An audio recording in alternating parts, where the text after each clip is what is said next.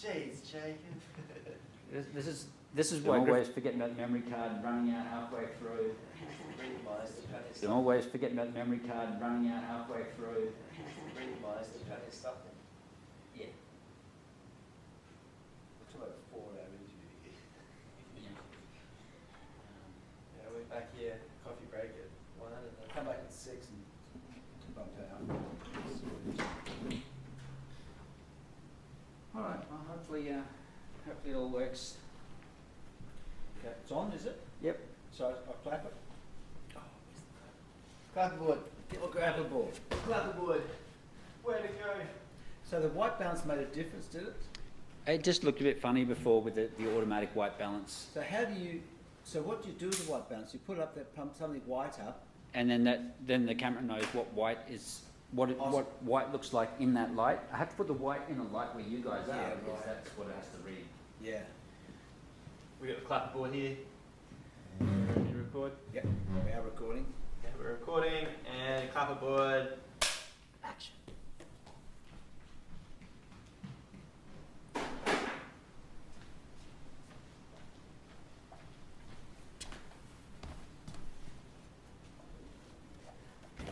Hello, my name is Jayden Grogan. I am a master's candidate at QUT and I study contemporary dance and creative practice. And here with And John. also a member of OzFrank Theatre Film Group, Yeah, whatever that means. yeah. He's a pretty good dancer and a pretty good actor now too, so If you say so. Yeah, lots of multidisciplinary projects that we do here. So today we're talking about, frankly, acting and the last page, which is the AFL football field of choreographers. All-time great choreographers. Yes, all-time great choreographers. And you got some names here that, you just think, oh, classic. And I'd love to hear what your thoughts about them are, maybe something that, some information we don't know about them that might not be in the history books, or something, a personal experience you may have had with some of them. Especially, I've had experience with a few of them, Yeah. not many of them. yeah. But I suppose I was trying to create a space where you had this, and they're in there for not so much their height or the way they dance so much as the way they choreograph, which is even more arcane and obscure, if you like. So it's a pretty absurd way of placing the whole thing in a more creative zone, I guess. Yeah, sure. Jade's a pretty good footballer too, so you need to sort of understand football or AFL or what used to be called VFL or South Australian football, and also actually have to understand dance. So not many people. This is a highly exclusive club, really.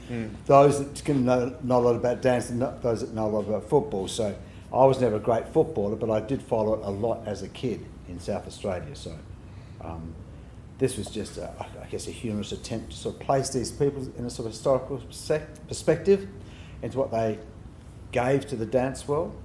And that's why I did it. Oh, wonderful. Okay, let's go straight in with the captain. Captain, We've got well, Nijinsky. Nijinsky, I think Nijinsky is probably the seminal figure of the 20th century, really.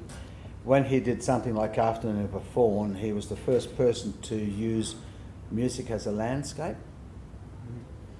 and in a modern sense. Yeah.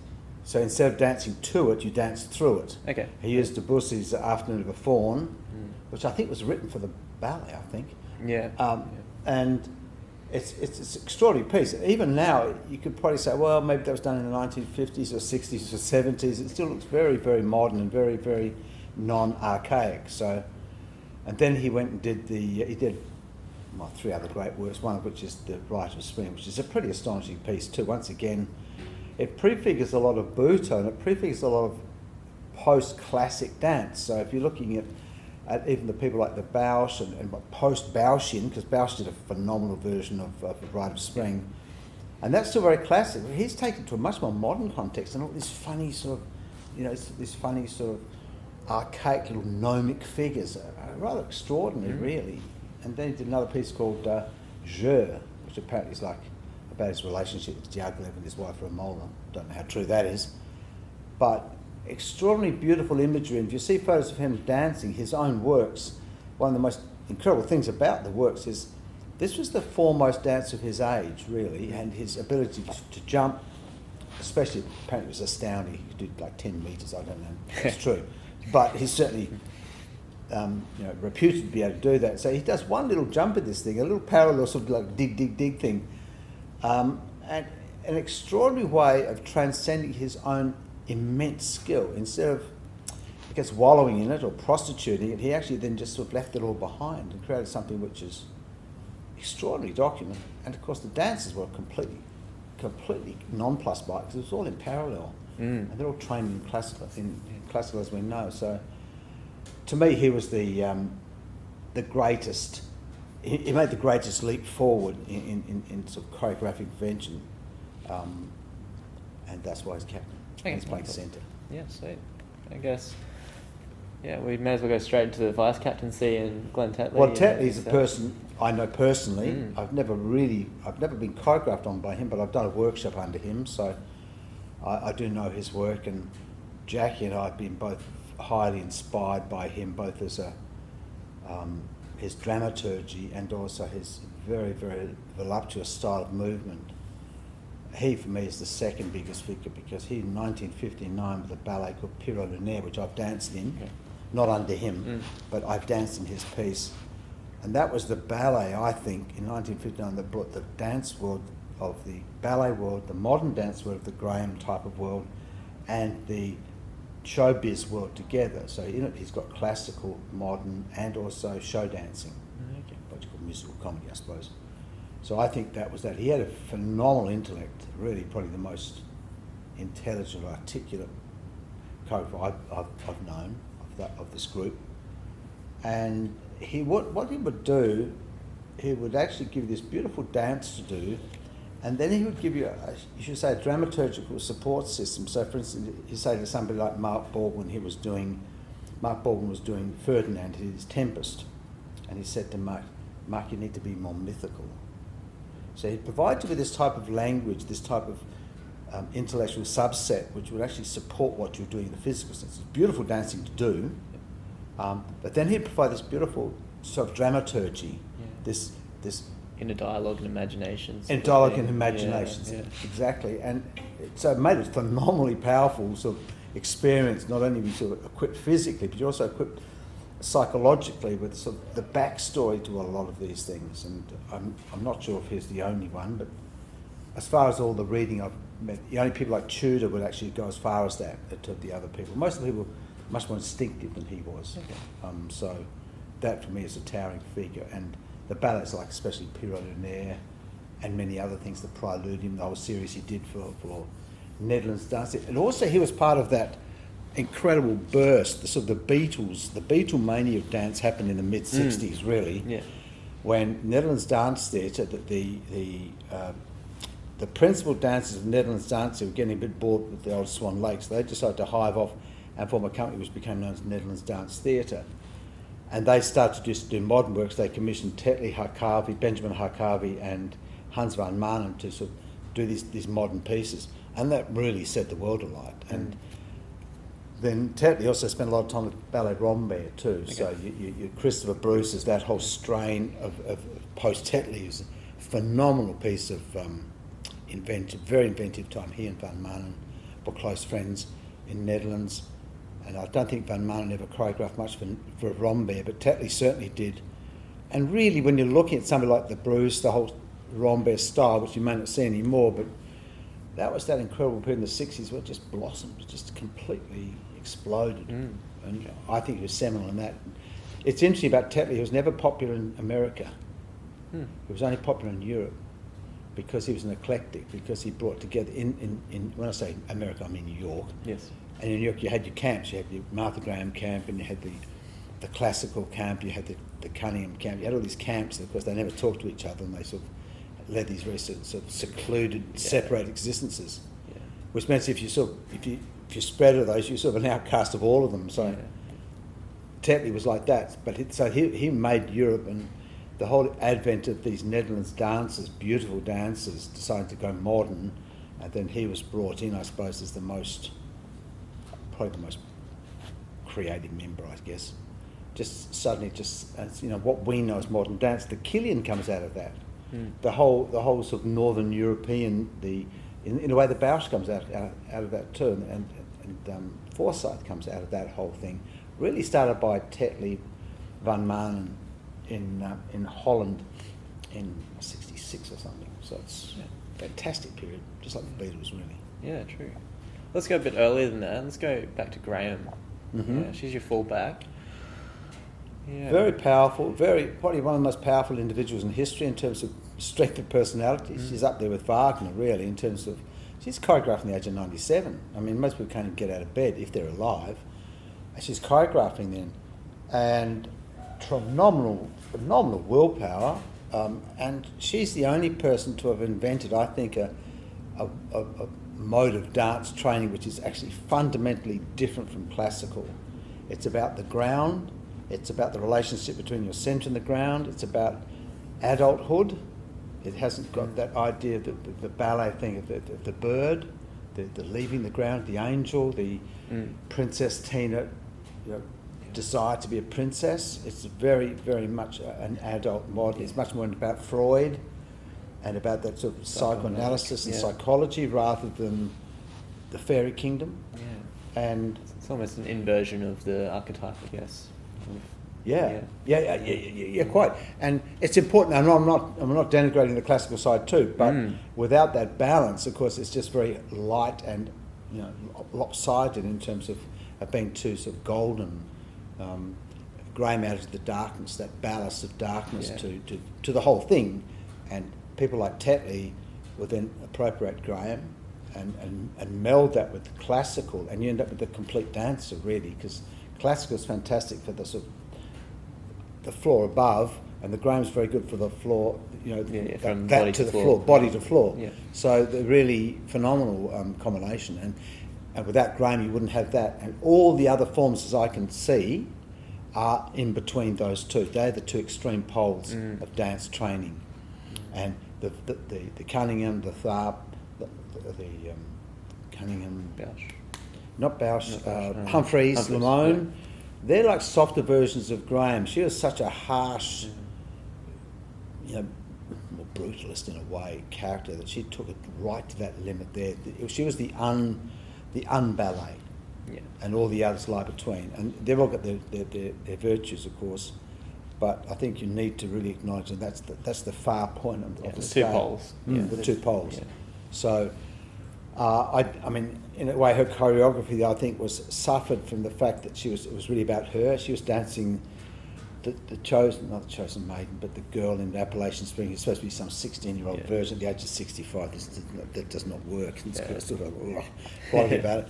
So that's a weakness, I think, in her choreography in some ways. But her dramaturgy, her use of sort of sculptors like Noguchi, she had a weakness with music in some ways, but her use of things like fabrics, like the red vomit of the blood, but just using a red cloth, tremendous. And it all comes from deep inside her too, because she might have trained with Denishorn, but she did really invent this stuff on her own, and she obviously had a phenomenal body too. She could really do the stuff.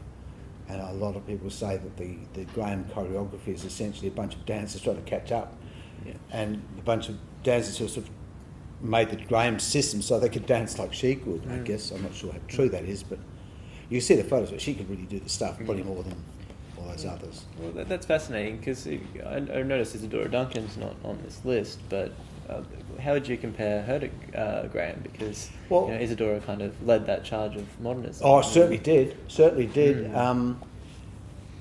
a very good point. It's hard to know. We've got no record of actually, apart from the photographs of her in front of Karnak and the Greek temples, of actually how she sort of looked. I don't think there's any footage of her actually dancing at all, so we don't know. But she did certainly crack that mould, and she was the first person to take away all of that stuff. Agnes de Millin, a beautiful article about her, talks about how she took away the sets. And she wasn't a skinny woman. She was a full-bodied female, and so she did it. And she always had the presence of mind and the charisma and the audacity to just get up there and do stuff. And I guess that in a sense is the first time you saw improvisation, isn't it? Really? Yeah, okay. When you think about it, I don't know how structured her stuff was. It's hard to know how to measure her choreographically because you can't really see the stuff. Yeah. Okay. Fair enough. Yeah. But you do have to give it immense credit, and people like Fokine, really, and the beginning of modernism came out of people who saw her stuff, and then imported some of that reaction to ballet and ploughed it back into the ballet. Okay. Yeah. So, do we want to go there to the one that we? well, in the book is actually I've missed out the guy called Mikhail Fokine. That's a chronicler. He's like a triple Brownlow medalist. Yes. He really is. He was the guy that really did the first abstract piece, Les Sylphides. I'm not sure when that was done, but I suppose about 1905, was it? Yeah, between that. Something like that. So he was Early 1900s. part of the Diaghilev push to the west. Fokine was part of that. And Les Sylphides, which is the first absolute sort of abstract piece, really. I mean, he did predate Nijinsky in that sense, not by much, but Nijinsky's much more primitive than that too. Fokine stuck to the classic elements of the beautiful female being angelic or bird-like. But then he also did a pretty good Petrushka, which is a story ballet, and that's a chronic miss, really. So bad selection. But he saw Isadora Duncan, I think around about 1897, and she spent a lot of time in Russia. She had a Russian lover, and she went there quite a bit. She was as big in Russia as she was in anywhere else in the world. So.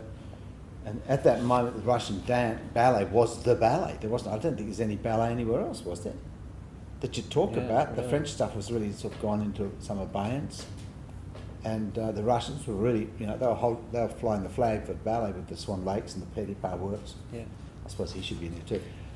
A bit earlier, I guess. Yeah, we won't count him. Yeah, not 20th century. Well, it is sort of, not. Let's try to say that, couldn't I? But so she really influenced Fokine, I reckon. He got okay, I can take this stuff and wrap it around ballet. So ironically, she sort of rejected ballet, but then, like a lot of these things, that eventually gets ploughed back into it, doesn't it? And ballet, like a big corporation, just to say, I'll take that back again, thank you very much. And so where would he play? I think he's a follower, isn't he? Yeah, I kicked out Gurdjieff. Gurdjieff was pretty good, but not in the same class as Fokine. Wonderful. Okay, let's keep in the back line, half back. Let's go to Pina Bausch. Pina Bausch. Yeah. Well, I don't know if any. Have you seen Rite of Spring? Yeah, a little bit. I've only seen it on video. Yeah, I haven't seen it live. But it's riveting on video. Riveting on video, and some of those moments she comes up with. They first select it. When Jan Minarek selects the. Really good stuff. And then she did she did the thing of, okay, let's put 3 inches of dirt on the floor. Yeah, it's incredible. And so as the curtain goes up, you smell the earth and all that stuff. So, and she did a fabulous. I first saw her in 82, when she came to the Adelaide Festival, and they did Contact Off, Bluebeard, and 1980. And it was fascinating because I was there with Jackie, who's more astute than I am. And I was still looking at Contact going, this isn't dance. And she said, yeah, but only dancers could do it. And that was the point she was making to me about this Contact Off. And it's really a fabulous piece. The stuff, it's just so classy. So classy. It's got that Northern European intelligence. And she must have she must have had some amazing dramaturge. Because some guy was advising her, he had to be. I heard it was some sort of dwarf philosopher, I don't know. But whoever was giving her that stuff, because I don't imagine she could have done her own, maybe she did, I don't know. But she really took and so when you see something like Rite of Spring, it's very classical, but it's also very modern. And she, in some ways, what happened with her, she's German, and she studied with Graham for a while, then she went back and studied with the Kurt Jooss thing, didn't go on with him. And then she formed this, I think, Germany's got like 60 opera companies. Yeah. 60 opera ballet companies. And so every town, not even, like Toowoomba would have one. Yeah. And they all had an opera company, and it required a bit of a ballet. So when you did something like the scene from Tannhäuser or Carmen, you needed a bunch of ballet dancers. So they had to get on stage on Tuesday night and do the stuff. And then so she ran that, and of course, for the rest of the time, they didn't really care what you did, because as long as you provided that for the opera, whatever you did. So she actually had 6 or 7 years to just hone down this thing without having to sort of produce much, if that makes sense. She sort of basically in her own little sort of room in the garage doing stuff. And so she had a chance to really get that down whilst providing this stuff for the opera ballets. So she had a really good chance to spend 5 or 6 years just working in the garage, so to speak. And not only that, and remember that she was spending weeks and weeks and weeks with her dancers without even like leaving the room. You know, like they're all within the vicinity of each other, and you know, they just got to know each other so well, and you know, the company just became a life. Like that's what their livelihood was. So, yes, you know, you're quite right. And I don't know if you know who Grotowski is, this famous Polish actor, yeah, director. And he did the same sort of thing too. He had a tiny little place, called Apogee, and he had a tiny little theatre. He's left a backwater essentially, and the guys just spent a little time in the room and they were doing stuff. And you're right. And those were the days when you could do that stuff. You can't do that now for lots of reasons. And that's what created that very, very powerful, intelligent, and nuanced aesthetic that she came up with. And those people were there for 20 years. Young Minute was there for 30 years or something. He's the big, tall, dark guy, and then had the little French guy too. And they're very, very, very competent dancers. And you know, there's a famous story about the guy doing the what's it called, Auslan?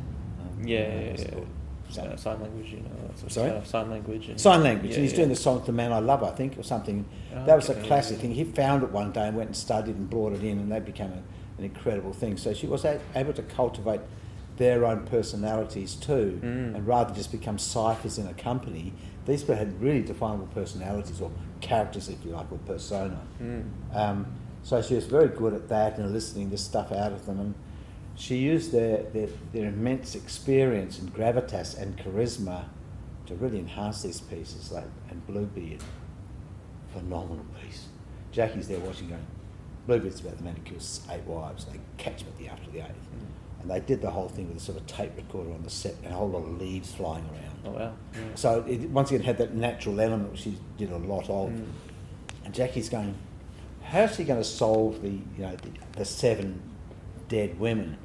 And she did it by putting in 7 90s, which of course you can do without becoming a Michelin man.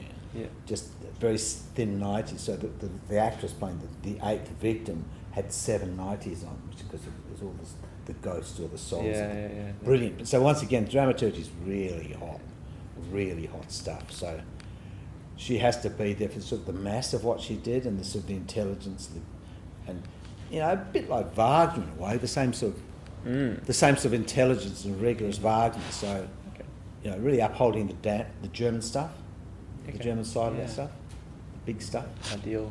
Idealism, I guess. German idealism? Well, German culturalism, I suppose you could argue.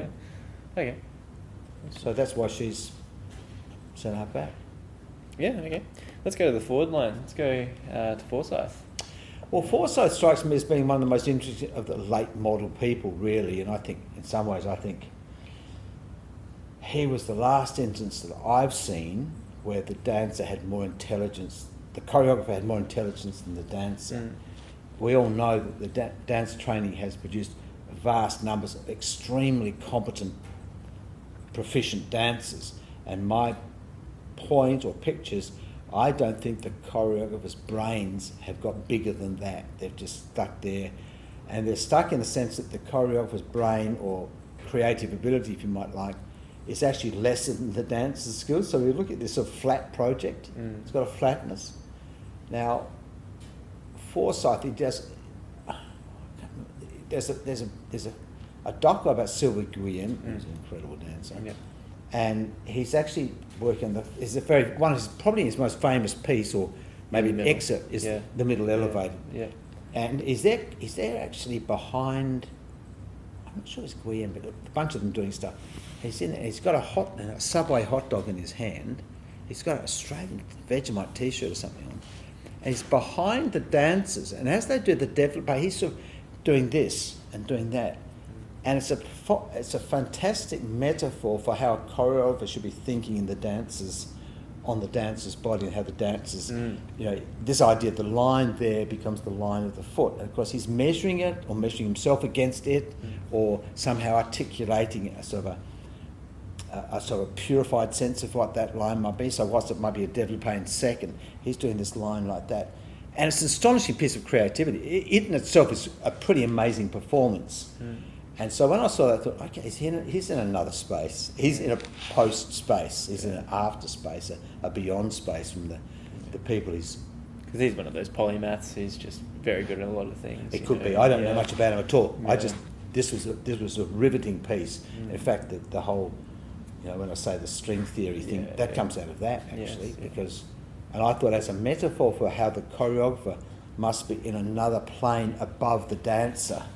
Otherwise, the dancer's really just churning out stuff, and so for the dancer to say, okay, the choreographer's, moral position is, how do I take these kids on a journey? They've got this fantastic skill set, this talent stack. How do I take that to a place of higher nuance, really, which contains all the other stuff, all the nuts and bolts, the ability to sort of do this and that, but takes it to a place where you're looking for more mysterious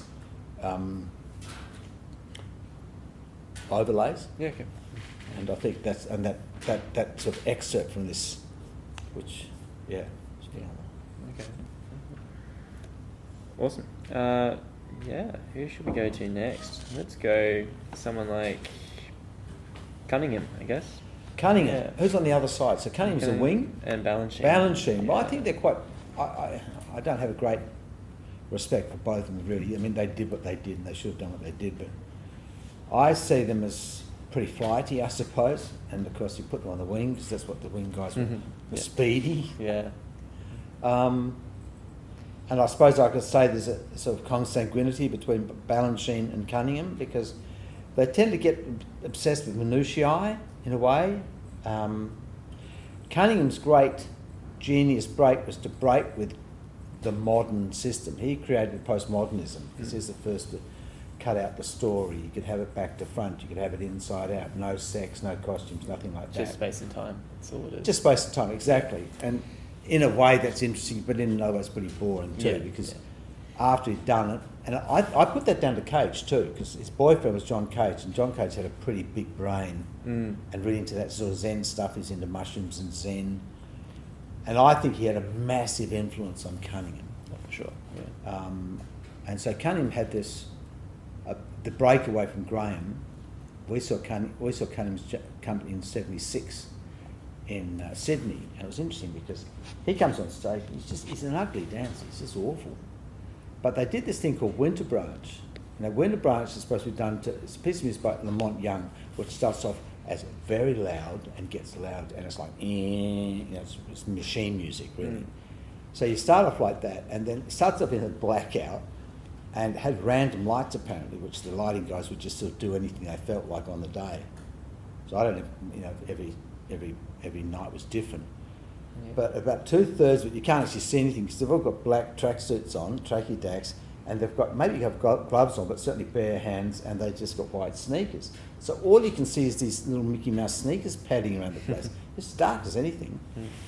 And then 2/3 of the way through that, you turn off these huge, must be 4K spotlights or something, and they come blasting out straight there. It's just pure white light. So you go from doing this to doing this, and the whole audience has to do that. And the interesting thing about it was there's more light coming on stage for most of the ballet from people leaving the auditorium in disgust than there was actually happening on the deck. So this iconoclasm was pretty powerful. Yeah. I think it suffers now from the lack of, there's actually not much going on there. There's no inner content. Whereas the opposite of when you see somebody like Forsyth do this thing, there's actually an inner world going on there that you can actually see it, you can feel it. You might not be able to articulate it. You can actually see there's an inner world. There's a sort of a logic and a gestural, an inner logic rather than an external logic being imposed onto the dance. Whereas Cunningham, I don't see any inner logic at all. It's just random, and so of course it's hard to get a transformational experience apart from these lights. So I find Cunningham's all about how do you link movement to movement and things that may have not been done before by a dancer's body, which is somewhat interesting and leads to, I think, interesting projects in the future rather than... it's exploring technique, I suppose, isn't it, really, rather than actually creating something that transcends technique. And it was, very important to have done and had to have been done. But that's a good point. Balanchine, on the other hand, I find incredible. He did a very beautiful piece. I think his serenade's pretty good, but the great piece is Apollo. Yeah, I agree. That's a really, really stunning piece. And really up there with Tetley in a way. If you look at that, you can say, okay, I can see a precursor to Tetley. I don't know if, I've never spoken to Tetley about that. Yeah, okay. But the muscularity of Apollo, it's a long time since I've seen it, but I remember quite a beautiful, voluptuous muscularity about it, I suppose. But then he just became obsessed with minutiae, and so when the music went dink, he went dink. Sorry, that's just prepubescent. It's not transcendent at all. It's just locking back into the music rather than taking the music to another space. Yeah. When you see Bausch do Rite of Spring, you're saying, oh, I never thought of it like that. I never thought, oh, wow. Oh, so you could do that. Oh. So you had this incredible sort of discovery moment where you're going, wow. Well, he goes backwards. Yeah. Okay. It gets sucked back into the music, I reckon, rather than taking the music to another place. So, yeah. That's why he's on the wing. True. Yeah. Yeah, who else we got? What about someone like Killian? Well, Killian's pretty good. Where was he playing? It's either centres or forward. He's one of the ruckmen. Ruckman. Macmillan and Killian ruckman, really. Yeah. Well, Killian's very much the end, I would say, the end of Tetley's genealogy in a way. Yeah, okay. You but- wouldn't consider yourself, Me? you and Jackie, in that sort of Well, I end of the don't know. genealogy? I, never, Yeah, I wouldn't. I certainly wouldn't consider myself. I'm not a choreographer. Jackie might consider herself. I'd never thought of that. Okay. Never thought of that. Thank you for that observation. I would certainly, when we get to Sokolov, we can talk about that in terms of Jackie's big influence, her. Killian. Well, the trouble with Killian, he's very famous and all that, but actually everything starts to look the same after a while. And it's the first time you see him. We saw a thing called Salmon Symphony, which is a stunning piece with carpets on the back wall. Very good dancers, mostly American, what seemed to be that way. And they, yeah, but then you see the next one, it still looks the same, and both things seem the same, and of course they all got the same costume, which is his. Any photo you see of Killian, he's wearing a long white thing with sort of sleeves and sort of. That's what he wears every day. That's the costume, whenever it seems to be. But a beautiful flowing process. In a sense, it becomes like finger painting. It was very interesting for me and Jackie to see. Tetley did a piece called Revelation Fall to Peter Maxwell Davies, I think, and he did it in Adelaide for the Australian Dance Theatre, which is the company I was in. I wasn't there at the time. And he then did it for Nederlans about 2 or 3 years later, and actually the 2 female dancers that were in the Adelaide production were actually in the Netherlands production. And it was interesting because they could do the stuff, but the Killian people couldn't. They couldn't do it. They were so used to non-stop dancing, they couldn't stand still. They couldn't get that gear change of stillness. So that was interesting. But, you know, he's such has such amazing longevity, and the company still looks like a Killian company, even though he's no longer, well, maybe still, it's hard to tell because you've got Netherlands 3 and 2, 4, there's all sorts of these companies. I don't know what that means anymore, and I don't really follow it. So, but, you know, quite a towering figure in his own way. But the problem was it didn't, I shouldn't say that, especially for And Macmillan was the heir to Ashton, Freddie Ashton. And I guess he could take the classical ballet into a more. He was great for his pas de deux.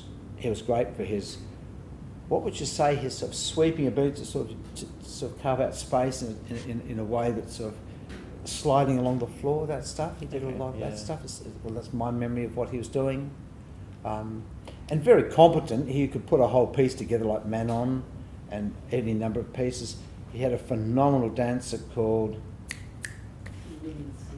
Lynn Seymour, Canadian girl. She was something else. She was a bit like Judy Garland, actually. She had the same charismatic, tragic appeal that Garland had, and really much an equivalent. Very intelligent dancer, beautiful, dramatic dancer. So she became his muse, I guess, in many ways, and he was lucky to have her because she was pretty special. And he was a very competent heir to Freddie Ashton, because when Freddie, I guess, dropped off, he was the next guy. So, and you can see the sort of the Tetley. Maybe I'm not saying he's influenced by Tetley, but you see that elongated quality, that sort of legato thing a lot, and like I said, his part of this which is sort of sweep across the floor very beautifully. I think he's sort of cornered that market. Okay. Yeah. Maybe we'll go to Ashton. So what's Freddie Ashton? Yeah, well, he's a pretty interesting dude. I mean, he could choreograph the big sort of three act picture ballets like the Swan, Sleeping Beauties and things, but he also is a pretty good abstract choreographer. His symphonic dances is a pretty beautiful piece and really stands. So he had quite a wide range. Yeah. I mean, the whole thing's very gay, very camp, high priested camp in many ways, and he and what's his name? Robert Helpner were great. They played the Ugly Sisters and Cinders, and they were sort of sensations. Who wrote the book in terms of that whole gay iconography. But he was quite a competent craftsman as well. He could really not just put on spectaculars, but he could actually do the symphonic dances, the sort of the Jerome Robbins style, abstract lyric pieces. Yep. So he's pretty good. And I guess we go back to Tudor. Tudor, he's a lot like Ted. He had a very big brain too. He was a smart dude. He really I guess I'm not sure what happened by him. Maybe he was edged out of the Royal Ballet by Freddie, who I guess had the ear of sort of British aristocracy and sort of could hook into that whole social structure. Tudor, not that I know much about Tudor. I don't think I've even read much about him, but he had a very, very strong, powerful dramaturgical aspect to his work too, and he has things like the Lilac Garden, Kindertote Leader. What's the other one? That's the one that Jonathan Taylor copied in. What's it called? I've forgotten these names. That's okay. That's okay. Yeah. But a very intelligent man. He went to America, migrated to America, and became a very big part of American ballet theatre. So he's quite dramaturgical. You sort of read about him. Dark Elegies, exactly. And someone like Freddie really couldn't do the dark stuff. He did the light stuff, and he also did the sort of the abstract stuff. But someone like Tudor could delve into the same sort of psychoanalytical panorama as the Tetleys and the Grahams. So you could say that Tudor in some ways was in that dark ballast space, which dance sort of needs from time to time. Otherwise, it's just too jolly. So bright boy. Okay. Let's go on the other side of the halfback flank. Let's go to Limon. Jose Limon. Well, I mean, he was a Mexican. Started dance very late. He became really attached, and I guess I'm not sure if it's a physical a marriage partner, but he was a partner of Doris Humphreys, and he's a pretty good choreographer. His Morse Pavane is really, really, really tight piece, and even now it still looks fantastic. He's taken the music by Purcell, and it's a chamber piece of the four characters from Othello. It's really hot. I mean, it's a great piece to study because as a way of doing some sort of story ballet in a stylistic sense, because he uses the whole gestural, the language of Shakespeare in England, and then really puts it together in a very beautiful fashion. It's sort of a minuet, I think, or pavane, I think. Probably a better way to put it. It's called the Morse Pavane, exactly. So he's taken this idea of the Shakespeare story and created, I guess, a type of vocabulary which turns it into a complicated dance, because that's essentially what the story is in some ways. And he did other great pieces, really beautiful names, a phenomenal dancer in the sense he was a very defined dancer, and yet had a great sensitivity about him too. So he's he's closely bound up with Doris Humphreys, who was equally as clever in a way. So maybe talk a bit about. Well, she's a pretty extraordinary bird. She got sick pretty early. I think she died at the age of 52. So she didn't really have. The thing about Graham, she lived to about 100. So when you live a long time, you get to do a lot of stuff. You tend to also, if you live long enough, you tend to outlive the dip, like John Travolta did. He managed to live long enough that that whole gap where people don't want to see you anymore in films, then they want you back again. Yeah, So yeah. you have to live long enough to be able to do that. Otherwise, you just get buried by time. Yeah, true. And Graham really could do that. She just survived all these people, and so at the end of the day, she's still firing away. And they've got to come back to her. Whereas people like Doris just died at 52 of cancer, and of course, just sort of got left behind, I suppose. Okay. Their whole pitch, I suppose, was stories. I've danced in a Doris Humphrey work called The Shakers in ADT, and that was a pretty good piece. Very sort of simple piece, but very beautiful. So she had an intellect too, and she wrote a book called The Art of Making Dances, which probably to this day is one of the great textbooks on how to make choreography. Okay. So she's very important, not quite the sort of weight of Graham, but nevertheless that whole, fall and rebound stuff that's part of any modern dance structure is down to both of those guys really. Okay. Great. May as well go into people like Sokolo then. Yeah. Well, Sokolo's a pretty amazing little bird. She's no longer alive. We actually worked with her in 1976 in Sydney. And you could probably say she's the inventor of hyperrealism. She would actually just pull your head back, and if you didn't pull your head, she'd yank it back. She was only about 5'2", but she is. And somebody once described that when you watched her down the street, it was like a little black cloud over her head. It was just pretty funny. And by the time we got to her, she was sort of a combination of granny and vicious demon. It was pretty interesting. But she taught you to really look at somebody. She said, look at them, bang. She didn't say, oh, look at them. She hated panto. She hated that. Yeah. So she would go, no, look at them. And I know Jackie especially was very inspired by that type of realism, that type of be right there and really be involved in what you're doing. Don't muck around. Don't pretend to be something. Most of her stuff didn't really have steps so much as there were stories. Like you're talking about the Book of Life. You read the Book of Life and you looked like that, and you went up, and you had to do a very powerful reaction. So it really taught you to really be inside stuff, and to really do stuff properly, and to do stuff to its nth degree, rather than just doing it competently or in a sort of a shallow fashion. Full investment into the material. Full investment. So you talk about the Suzuki stuff that we do. Really, I always wanted to. I spoke to her after working with Suzuki. I never got her to meet Suzuki or watch Suzuki's work because she would have loved it. For her, it would have been a theatrical equivalent to what she was looking for in dance. And a friend of ours, Patrick Harding Irma, said every dancer should work with her at least once. Okay. And it's a good observation. I guess I could say she's probably Jackie's most, well, apart from Tetley, she's probably one of Jackie's biggest inspirations. And you can see her stuff even in the tavern scene you've been doing that Carmina, stuff in the Carmina. So, very important figure. A dark little person, and tiny, but back pockets are supposed to be small, and they're supposed to not let anything through. Yeah. That's where she gets the job. No bull crap through. Absolutely, yeah. You really had to, you had to do something flat out. There was no mucking around. Yeah. It's the opposite of just prancing around. Yeah, true.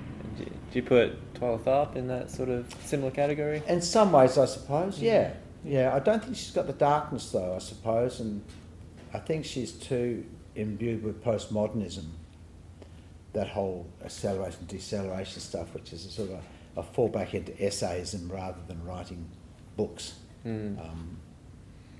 had a lot of facility, though. She was actually a bit like Jackie in a way, because Jackie was a stripper she was a go-go dancer and did all sorts of stuff. And Tharp had the same eclectic background. Range of techniques and also she was a baton, she was a cheerleader and so could do baton twirling, so she had a lot of facility. I don't know if she's actually fulfilled that in terms of great pieces, because you look at something like, there's a thing called In the Upper Room. She did a thing called Catherine Wheel, which is sort of interesting, but didn't seem to have the insight. So she had a lot of facility, but she didn't have, say, the insight of somebody like Tudor or Graham or Tetley. And at the end of the day, facility's obviously very attractive, but it hasn't got, what you're really looking for is insights, like the insight of Pina Bausch when she did Rite of Spring. That's an insight. And, I didn't think you could do that. So as you're watching it, especially for people like us who are... Yeah, it's almost a collective eye, not just like me personally sort of thing as well. Yeah, you could argue Yeah. that. Certainly mythic. Yeah. And when you say mythic, you mean collective rather than singular. Yeah, you're probably Yeah, right. yeah. That's a great way to put it because you're talking about a larger than, it's not idiosyncrasy. It's the opposite of idiosyncrasy. It's much more inclusive. Transcendent. Yeah. Transcendent. Yeah. Okay. That's a good point. Yeah. Good point. Interesting. Yeah, I missed one with Roland Petit just before going to the. Yeah, well, was he playing halfback flank? Forward flank. Oh, he's forward flank. So he's on the other side from Freddie. Ashton. Yeah. Okay. Well, he was a pretty interesting dude. He really he's on his own in a funny sort of way, and nobody really sort of paid much attention to him because he was out of the mainstream. The French opera ballet was such a big part of dance that he seemed to get swallowed up by it. It was just overshadowed by the ballet, and we really didn't. I don't think anybody paid enough attention to him really because he wasn't. People didn't go and study with him like they did with the Nederlans and the Bousches and things like that. They just sort of left him alone, as far as I can see. And his Young Man and Death, they're pretty good pieces. They're really very elegant. And one of our dancers, Shane Weatherby, he's very inspired by that. And there's a film noir association with Roland Petit. So it's film noir. It's about the Second World War and France after the Second World War. There's a whole poverty situation, obviously. So you're looking at the sets at the opposite of sumptuous. They're sort of just beds and tired domestic things. So that's why I find him. Yeah, he was quite. He punched into a creative space, I think, which a lot of people. I don't think we recognised at the time. I certainly didn't. And he was his 50s and 60s. He had a wife called Zizi Jormet, and she was something one hell of a dancer. And he was doing these big myths. So he's also living the extension of the people like the Cocteaus, the Artaus, the stuff that made France between the wars such an interesting place. That whole the thing that made Picasso, all of that stuff that happened then. He took on some of that, I suppose, and could sort of translate that into movement, which probably nobody else did, in a way, because nobody else in France was sort of, it seemed to be sort of excluded, I guess. And it looks pretty good. It looks good in the same way as film noir looks great now. It's very stylised. It's very it has great stylistic strength. So that's, it looks pretty interesting still. Okay. Let's go to the other side, in the backs. Let's go to Cranko, who's on the other side. John Cranko, well, he was in some ways parallel, I think, this is my opinion, but he was sort of parallel to somebody like Macmillan, and he was a South African guy, actually. I think he grew up with the Royal Ballet, and then he decamped to Stuttgart and really created the Stuttgart Ballet, and turned the Stuttgart Ballet for some regional little rump into something equivalent really to the Royal Ballet. And he had two dancers, Kragen and Haidai. And he was very good classical choreographer in the sense of doing modern versions of something like Sleeping Beauty or Swan Lake. He did a thing called Pineapple Pole. Did he do a Phil Margade? No, that was Ashton. That's Freddie. Oh, see, I should. Phil Margade is Freddie Ashton, and that's a really, really great piece. It's a piece for 3 women, 2 men and a woman. No, it's a huge big 2-act. Is it? Sorry, okay, got that wrong. No, I'm thinking of The Lady in the Fall. Lady in the Fall is brilliant. And that's a pretty good piece there. That's Freddie as well. Piece of Cranko. So I go back to Freddie, but what's his name? Cranko had the same sort of intellect, I suppose. He's a piece called Pineapple Pole, which I guess is the great dance version of a Gilbert and Sullivan narrative. And he did some great Romeo and Juliets. He did a lot of the great pieces. So he sort of modernised it. He gave it a sort of a contemporary spark, flavour. Like I say, he died on a plane. He had a heart attack on a plane. That's insane. Pretty amazing. Wake up, dead body. Yeah. We've done the on-field. Let's go Right, to the interchange. Yeah, so we got Hans van Manen. Well, Hans van Manen really, he was really a contemporary of Tetley, and in the same field. I don't think he's got the same grandeur as Tetley, because he was, well, frankly, he was a misogynist, and it really infuses his work, I think. There's a sort of a barrenness about the feminine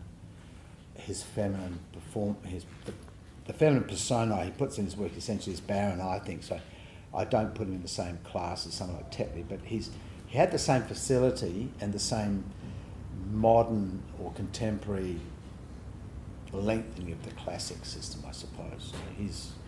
So he gets a Guernsey, gets to change.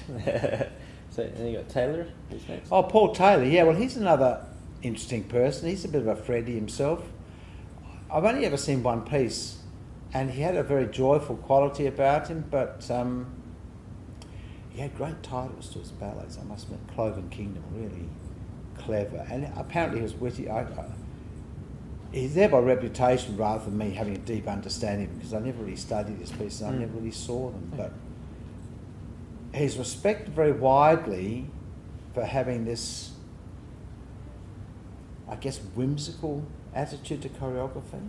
So you could say in terms of whims, just whimsy and lightheartedness, a sort of a pleasant, playful quality, which, I guess nobody had to the same extent. So he's right on that side of the fence, the light side, the frothy side of the fence. I'm not saying they're shallow, but there's a whimsy about them. There's a gentleness. There's a sort of an Arcadian, pastoral